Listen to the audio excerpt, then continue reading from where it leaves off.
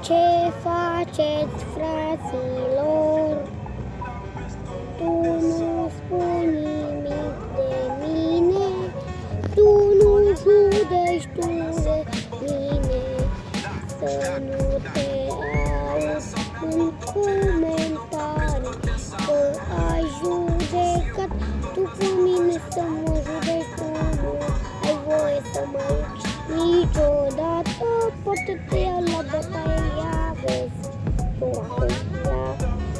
acum, ia vezi, tu acum, masiva, bă, să nu